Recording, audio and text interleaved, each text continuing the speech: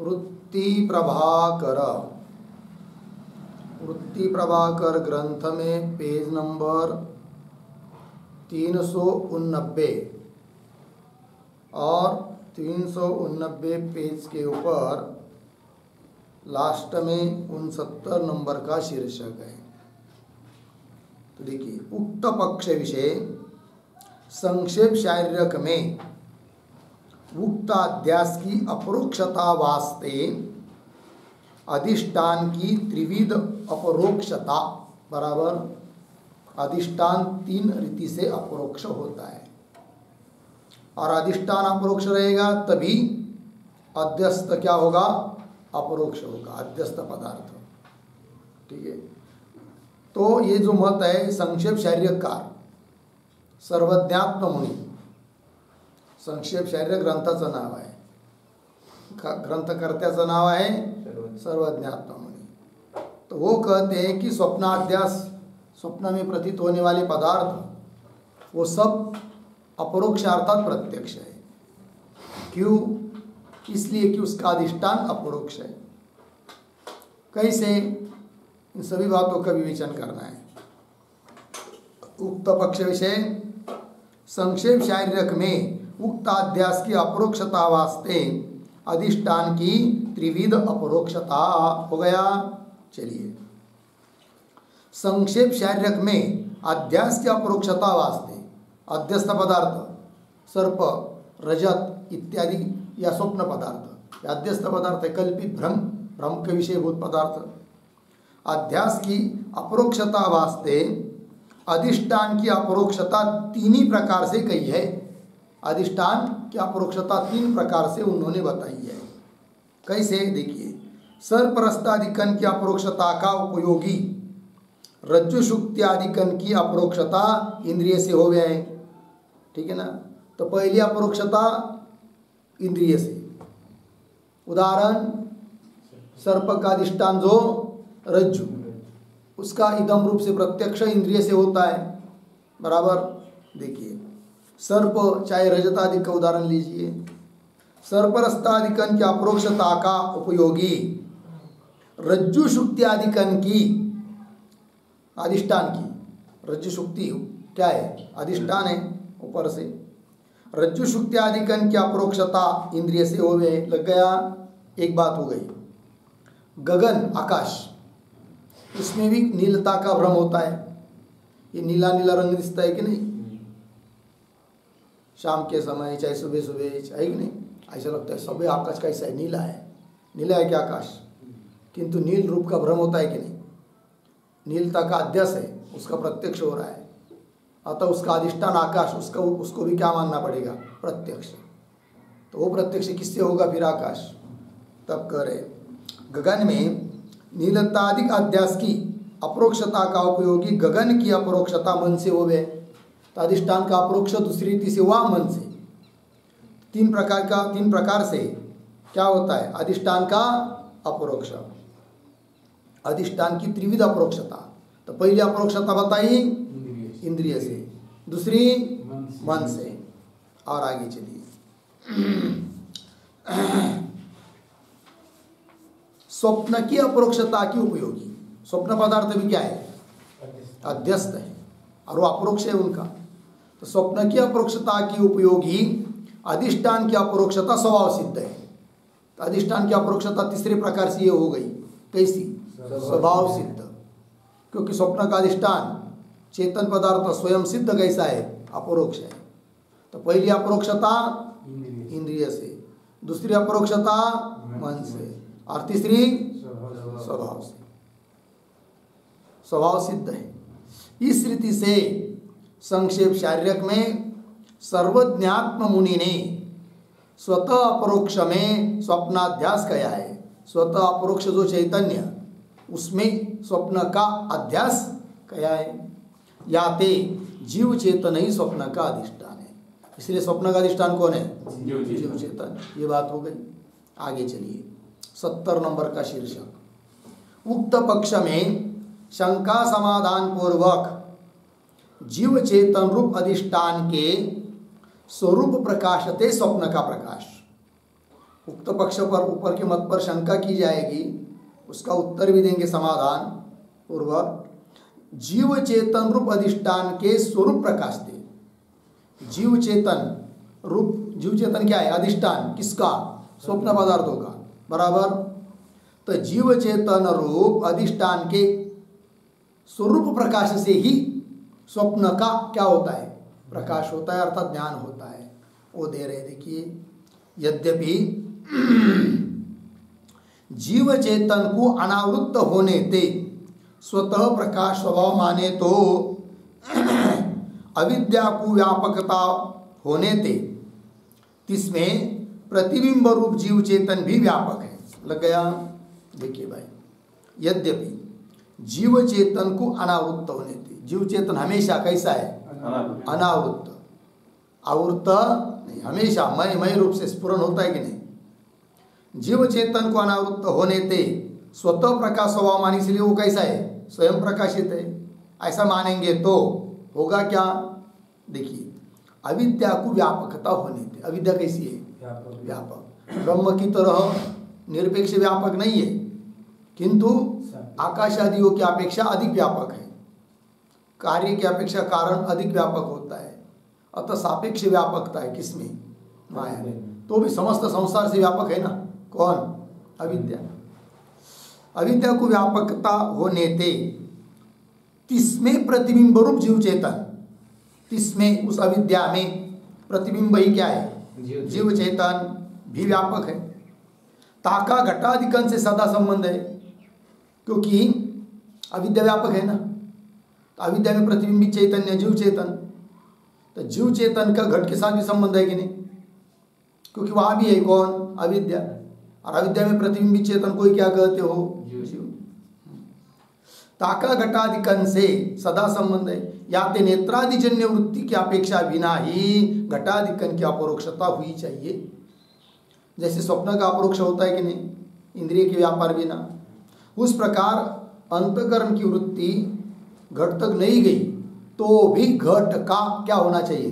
अपरोक्ष, प्रत्यक्ष। क्योंकि उसके साथ जीव चेतन का क्या है? संबंध है। जीव चेतन का संबंध क्यों है? जीव चेतन की उपाधि अविद्या है, और अविद्या व्यापक है। और अविद्या में प्रतिबिंबित जे अविद्या में जो प्रतिबिंब है उसको ही कहते हैं क्या? जीव। अतः उज्जू का संबंध, क्योंकि अविद्या व्यापक है ना, उज्जू का संबंध घट के साथ भी है। अतः घट का भी नेत्र के व्यापार बिना क्या होना चाहिए? प्रत्यक्ष होना चाहिए। होता है क्या? नहीं। फिर क्या करेंगे अब? देखिए, याते नेत्रादिजन्य वृत्ति की अपेक्षा बिना ही घटाधिकन की अपरोक्षता हुई चाहिए। और जीव चेतन से संबंध की अपरोक्षता में भी वृत्ति की अपेक्षा माने तो है। अब कोई कहेगा कि नहीं नहीं, घट के साथ जीव का संबंध तो है, किंतु जीव के साथ संबंध होने पर भी वृत्ति चाहिए अपरोक्ष करने के लिए। ऐसा यदि कोई मानेगा इस शंका का उत्तर देने के लिए, नहीं तो अपरोक्ष होना चाहिए ना। हो रहा है क्या? घट का वृत्ति के बिना नहीं हो रहा है। कोई कहेगा कि जीव चेतन का संबंध तो है किसके साथ? घट के साथ, तो भी घट का अपरोक्ष होने के लिए चाहिए क्या? वृत्ति। तब क्या? देखिए, और जीव चेतन से संबंध की अपरोक्षता में भी वृत्ति की अपेक्षा माने तो स्वतः अपरोक्ष जीव चेतन में स्वप्नाध्यास की अपरोक्षता कहीं स्वसंगत होगी। फिर इधर दिक्कत आएगी, क्योंकि जैसे घट के साथ जीव चेतन का संबंध होने पर भी घट का अपरोक्ष होने के लिए आपने क्या माना? वृत्ति। उस प्रकार इधर स्वप्न का अधिष्ठान भी कौन है? जीव चेतन है। जीव चेतन का संबंध स्वप्न पदार्थों के साथ है, उनका अपरोक्ष होता है, वो नहीं होना चाहिए, क्योंकि वहां पर भी फिर वृत्ति चाहिए ना। जैसे घट का अपरोक्ष करने के लिए वृत्ति चाहिए, वैसे स्वप्न पदार्थों का अपरोक्ष करने के लिए भी जरूरत पड़ेगी किसकी? वृत्ति की, है कि नहीं? किंतु वृत्ति के बिना ही क्या होता है? अपरोक्ष होता है। किसका? स्वप्न पदार्थों का। क्यों? जीव के साथ संबंध होने से, अधिष्ठान के साथ। और यदि केवल वृत्ति बिना ही स्वयं प्रकाश से ही स्वप्न का प्रत्यक्ष होता है तो उसी जीव का संबंध घट के साथ भी है, फिर उसका भी प्रत्यक्ष होना चाहिए। होता है क्या? नहीं। अब दोनों तरफ से दिक्कत है। घट का अपरोक्ष जीव के साथ संबंध तो स्वप्न पदार्थ के साथ भी, घट के साथ भी, घट का अपरोक्ष हो नहीं रहा है, बोलेंगे वृत्ति मानो, उधर वृत्ति मानोगे इधर भी वृत्ति चाहिए फिर स्वप्न पदार्थ का प्रत्यक्ष होने के लिए, किंतु इधर वृत्ति की जरूरत नहीं है। और यदि केवल स्वयं प्रकाश, अधिष्ठान स्वयं प्रकाशित है, उससे ही आद्यस्थ का प्रकाश हो जाता है, इसलिए स्वप्न का प्रत्यक्ष वृत्ति बिना हो जाता है, तब तो उधर घट का भी होना चाहिए। समझ में आ रहा कि नहीं प्रश्न? वृत्ति की अपेक्षा माने तो स्वतः अपरोक्ष जीव चेतन से स्वप्नाध्यास की अपरोक्षता कही, लग गया ना, सो शब्द स्व असंगत होगी। तथापि स्वप्नाध्यास का जीव चेतन अधिष्ठान है, ऐसी कोई शंका कर रहा है ना, तो भी उत्तर है कि स्वप्नाध्यास का अधिष्ठान कौन? जीव चेतन। फिर ऊपर की शंका का क्या करोगे? उसका भी उत्तर देंगे। तथापि स्वप्नाध्यास का जीव चेतन अधिष्ठान है, लग गया। और घटाधिकन का अधिष्ठान जीव चेतन नहीं किंतु ब्रह्म चेतन है, यह अंतर है। घटाधिकन का अधिष्ठान कौन है? ब्रह्म चेतन है। स्वप्न का अधिष्ठान कौन है? जीव चेतन है।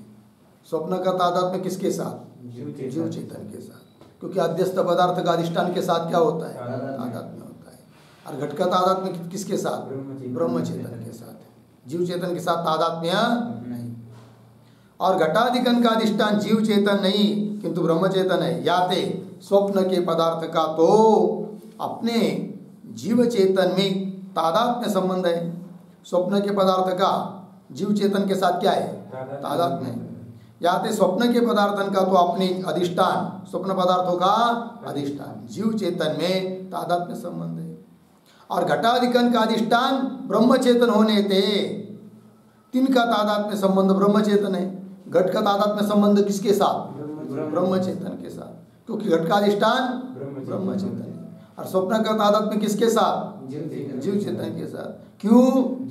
स्वप्न का अधिष्ठान जीव चेतन है, घटाधिकन का अधिष्ठान ब्रह्म चेतन होने थे, तिनका तादात्म्य संबंध ब्रह्म चेतन से है, लग गया।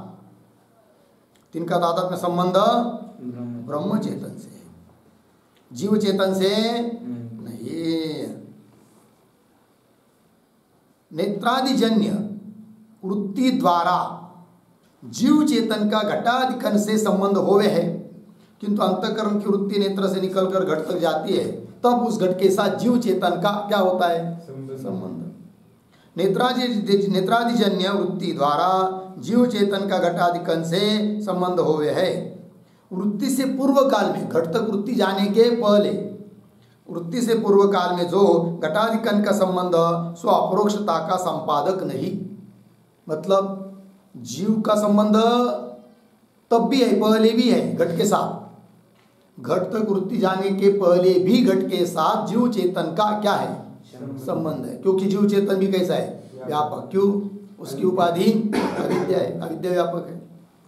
तो वृत्ति जाने के पहले जीव चेतन के साथ घट का संबंध है, किंतु वह संबंध घट के अपरोक्षता का संपादक नहीं है, सामान्य संबंध है। जब विशेष संबंध होगा वृत्ति के द्वारा, तभी घट का क्या होगा? संपादक होगा, वो संबंध अपरोक्ष होगा घट का। वृत्ति से पूर्व काल में जो घटाधिकन का संबंध सो अपरोक्षता का संपादक नहीं। याते घटाधिकन से जीव चेतन के विलक्षण संबंध की हेतु वृत्ति की अपेक्षा थी, लग गया। याते इसलिए घटाधिकन से जीव चेतन के विलक्षण संबंध की हेतु घट घटाधिक पदार्थों के साथ जीव चेतन का विशिष्ट प्रकार का संबंध घटाने के लिए आवश्यक है किसकी? वृत्ति की। घटाधिकन से जीव चेतन के विलक्षण संबंध की हेतु वृत्ति की अपेक्षा थे अपरोक्षता होवे है, लग गया। और स्वप्नाध्यास में अधिष्ठानतारूप संबंध से जीव चेतन के सदा संबंधी पदार्थन का वृत्ति विनाई प्रकाश होवे, लग गया। और स्वप्नाध्यास में क्या होता है? देखिए, स्वप्नाध्यास में अधिष्ठानतारूप संबंध से स्वप्न पदार्थों का जीव चेतन के साथ संबंध है। कौन सा? अधिष्ठानता रूप संबंध है। थोड़ा कमी करो। स्वप्नाध्यास में अधिष्ठानता रूप संबंध से जीव चेतन के सदा संबंधी पदार्थन का है कि नहीं, जीव चेतन के साथ सदा संबंधी है कौन, स्वप्न पदार्थ। सदा संबंधी पदार्थन का वृत्ति बिना ही प्रकाश होवे है, वह वृत्ति की जरूरत नहीं। इस रीति से प्रकाशात्म श्रीचरण नाम आचार्य ने कहा है। और मत भेद से वृत्ति का प्रयोजन आगे कहेंगे। अलग अलग मतों में अलग अलग प्रयोजन है किसका, वृत्ति का, वो बात आगे होगी। या प्रकार त्या विद्या में प्रतिबिंब जीव चेतन स्वप्न का अधिष्ठान है और ताकि स्वरूप प्रकाश थे स्वप्न का प्रकाश हुए है। लग गया, आगे चलिए। परंतु अब 71 नंबर का शीर्षक, अद्वैत दीपिका में नृस्याश्रमाचार्योक्त आकाश गोचर चाक्षुषवृत्ति के निरूपण पूर्वक संक्षेप शारीरिक उक्त आकाश गोचर मानस वृत्ति का अभिप्राय, ठीक है ना। देखो भाई, अद्वैत दीपिका नाम का एक ग्रंथ है, बराबर, मेरे पास है, वो बहुत पुराना है, ठीक है। तो अद्वैत दीपिका किसने लिखी है? नृस्याश्रम आचार्य, बराबर। तो अद्वैत दीपिका में नृस्याश्रम आचार्योक्त उन्होंने क्या कहा है भाई, आकाश गोचर चाक्षुषवृत्ति के निरूपण पूर्वक, आकाश गोचर, आकाश को विषय करने वाली कौन, चाक्षुषवृत्ति, उसका भी निरूपण करेंगे। और उसके निरूपण पूर्वक संक्षेप शारीरोक्त, संक्षेप शारीरिक कार ने जो बात कही है क्या, आकाश गोचर मानस वृत्ति का अभिप्राय। उन्होंने आकाश गोचर वृत्ति मानी है किसकी, मन की, बराबर है। और इनके मत में आकाश को विषय करने वाली वृत्ति चाक्षुष वृत्ति, किनके मत में, अद्वैत दीपिकाकार के मत में। अतः दोनों मत में अलग अलग विलक्षणता हुई कि नहीं। देखो भाई, यहाँ प्रसंग में 71 नंबर का शीर्षक हुआ ना, देखो भाई 71 नंबर का शीर्षक हुआ, आगे चलिए। यहाँ प्रसंग में आकाश गोचर मानस वृत्ति कही, आकाश गोचर, आकाश को विषय करने वाली वृत्ति किसकी, मानस वृत्ति कही है, किसने, हाँ, संक्षेप जारीकार ने। तहा नृस्याश्रम आचार्य ने अद्वैत दीपिका में यह कहा है, नृस्याश्रम आचार्य महाराज उन्होंने अद्वैत दीपिका नाम के ग्रंथ में यह कहा है क्या, यद्यपि निरूप आकाश गोचर चाक्षुष वृत्ति संभवे नहीं। लग गया, आकाश कैसा है, निरूप है, चक्षु से ग्रहण हो सकता है क्या, नहीं। यद्यपि निरूप आकाश गोचर, निरूप आकाश को विषय करने वाली चाक्षुष वृत्ति संभवे नहीं, तथापि आकाश में प्रस्तुत आलोक रूप वाला होने ते आलोकाकार चाक्षुवृत्ति हो गए समस्त आकाश में। पर प्रस्तुत, प्रस्तुत मतलब फैला हुआ, पसरलेला, फैला हुआ कौन है, आलोक। और आलोक रूपवान है, और आलोकाकार वृत्ति होती है कि नहीं, चाक्षुवृत्ति हो जाएगी, क्योंकि आलोक रूप वाला है। आकाश में प्रस्तुत आलोक रूप वाला होने ते आलोकाकार चाक्षुवृत्ति हो गए, आलोक को विषय करने वाली होती है क्या, चाक्षुवृत्ति। और आलोकावचिन्न चेतन का जैसे वृत्ति द्वारा प्रमाता से आवेद हो गए, आलोकावचिन्न चेतन का प्रमाता के साथ क्या होता है, अवेद, वृत्ति के द्वारा, क्योंकि अंतःकरण वृत्ति निकल कर बाहर जाती है, आलोकाकार होती है, बराबर है कि नहीं। तो आलोकोपही चेतन का प्रमाता के साथ क्या होता है, अवेद। आलोकावचिन्न चेतन का जैसे वृत्ति द्वारा प्रमाता से अभेद हुए हैं, तैसे आलोक देश वृत्ति आकाश अवचिन्न चेतन का, इतना बड़ा आलोक फैला हुआ है, वही पर है कौन, आकाश। तो आलोकावचिन्न चेतन का प्रत्यक्ष हो रहा है चक्षुवृत्ति से, और जो आलोकावचिन्न चेतन है वही आकाशावचिन्न चेतन है। और विषयावचिन्न चेतन का वृत्ति अवचिन्न चेतन के साथ अभेद होना ही क्या है, प्रत्यक्ष। तो इस रूप से आकाश का भी क्या हो जाता है, प्रत्यक्ष। आलोकावचिन्न चेतन का जैसे वृत्ति द्वारा प्रमाता से, हाँ क्या चला, और आलोकावचन चेतन का जैसे वृत्ति द्वारा प्रमाता से अभेद हो गए, बराबर। किसका, किसके साथ? आलोकावचन चेतन का किसके साथ? प्रमाता के साथ क्या होता है? अभेद। किसके द्वारा? वृत्ति द्वारा। तैसे आलोक देश वृत्ति आकाशावचन चेतन का भी आलोक देश वृत्ति है कि नहीं, आलोकाकार हो गई जो वृत्ति, आकाशावचन चेतन का भी अभेद उसके साथ। आकाशावचन चेतन का क्या है? अभेद। क्योंकि जहाँ आकाशावचन चेतन है वहीं पर है कौन? आलोक। अतः आलोकावचन चेतन का और आकाशावचन चेतन का क्या है? अभेद। तो ऐसे आलोक देश वृत्ति आकाशावचन चेतन का भी अभेद हो गया है, हो गया ना। इस रीति से आलोकाकार चाक्षुवृत्ति का विषय आकाश वर्णित, आकाश शब्द लिखिए।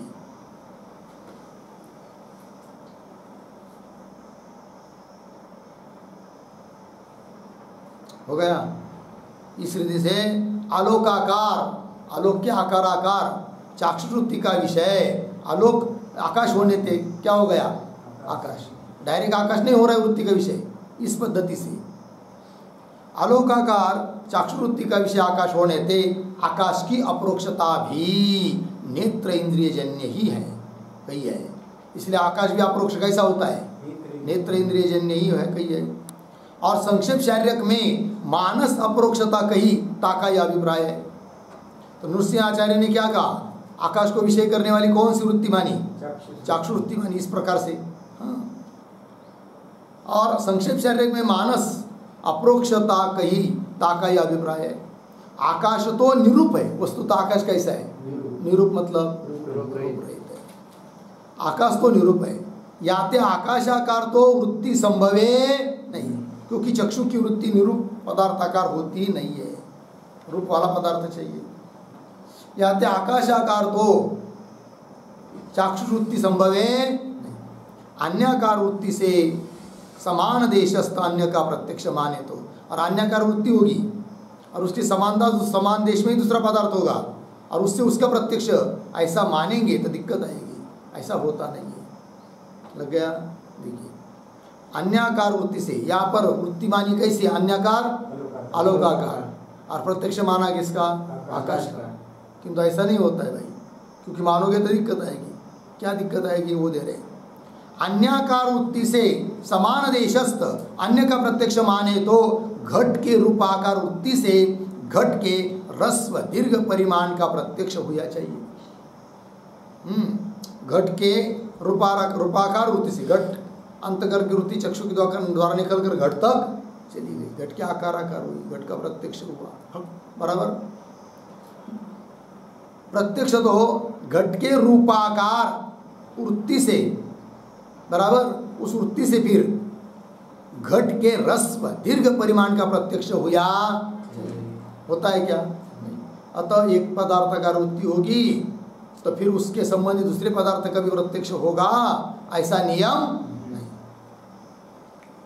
और आलोकाकार वृत्ति से आलोक देशस्थ वायु का भी चाक्षुष प्रत्यक्ष होना चाहिए। वृत्ति हो गई किसके आकार? आलोकाकार हुई, बराबर। फिर उससे आलोक देश में विद्यमान जो वायु, उस वायु का भी क्या होना चाहिए? क्योंकि जहाँ पर वायु है वहीं पर क्या है? आलोक है। और आलोकाकार वृत्ति से आलोक देशस्थ वायु का भी चाक्षुष प्रत्यक्ष हुआ, याते आलोकाकार चाक्षुवृत्ति से आकाश की अपरोक्षता के असंभवते मानस अपरोक्षता ही संभव है। इसलिए आलोकाकार जी जो चाक्षुवृत्ति है, उस चाक्षुवृत्ति से आकाश की अपरोक्षता हो सकती है क्या? नहीं। आकाश की अपरोक्षता के असंभवते, आकाश का अपरोक्ष न हो पाने से मानस अपरोक्षता ही संभव है। इसलिए आकाश का प्रत्यक्ष कैसा? मानस प्रत्यक्ष ही मानना चाहिए। ये बात दे दिया। आगे चलिए। उक्त मत के अंगीकार पूर्वक अद्वैत दीपिकोक्त रीति की समीचीनता, ठीक है। उक्त मत का अंगीकार भी करेंगे और अच्छा उभय मत के कहा अद्वैत हो रहा है। उभय मत के अंगीकार पूर्वक दोनों मत का क्या कर रहे हैं? अभी अंगीकार स्वीकार करके, दोनों मत मतलब संक्षेप शारीरिकार का मत और अद्वैत दीपिकाकार का मत, उभय मत के अंगीकार पूर्वक अद्वैत दीपिकोक्त रीति की समीचीनता, तो भी समीचीन रीति वो है जिन किन की, अद्वैत की। देखिए सूक्ष्म विचार करे तो अद्वैत दीपिका की रीति से बराबर अन्यकार वृत्ति से अन्य की अपरोक्षता अप्रसिद्ध है। वृत्ति हुई अन्य पदार्थ का, अपरोक्ष होगा और दूसरी वृत्ति का, दूसरे पदार्थ का, ये प्रसिद्ध है क्या? नहीं, अप्रसिद्ध है। ताका अंगीकार यद्यपि दोष है तथापि फल बलते कहो अन्यकार वृत्ति से अन्य की अपरोक्षता माने तो उक्त दोष का उद्धार हो गए। किंतु फल बल करके कल्पे फल को देखकर कारण की कल्पना, तथापि फल बलते कहो अन्यकार वृत्ति से, कई कई जगह पर अन्यकार वृत्ति से अन्य की अपरोक्षता माने तो उक्त दोष का उद्धार होवे है। और ऊपर जो दोष दिया है उसका क्या होगा? खंडन, उद्धार। कैसे? वो दे रहे। और संक्षेप शारीरिक रीति से मिल गया ना, बाह्य पदार्थ में अंतकरण गोचरता प्रसिद्ध है, क्योंकि बाह्य पदार्थ का प्रत्यक्ष होता नहीं है। किससे? अंतकरण वृत्ति से। बोलेंगे घटपट आदि का प्रत्यक्ष किससे होगा फिर? तो बोलेंगे होता है तो बाह्य पदार्थ का प्रत्यक्ष, किंतु वो कैसा? थोड़ा अंतर है। क्या देखिए, और संक्षेप शारीरिक रीति से बाह्य पदार्थ में, घटादि पदार्थों में अंतकरण गोचरता अप्रसिद्ध है। लग गया, ता का अंगीकार दोष है। और फल बलते अनुभव के अनुसार अन्याकार नेत्र की वृत्ति सकृत अंतकरण की वृत्ति गोचरता बाह्य पदार्थ में माने तो केवल अंतकरण को बाह्य पदार्थ गोचरता नहीं, या नियम का भंग रूप दोष नहीं। इस प्रकार से उभयथा लेख संभव है। अगली पंक्ति भावना कहाँ से?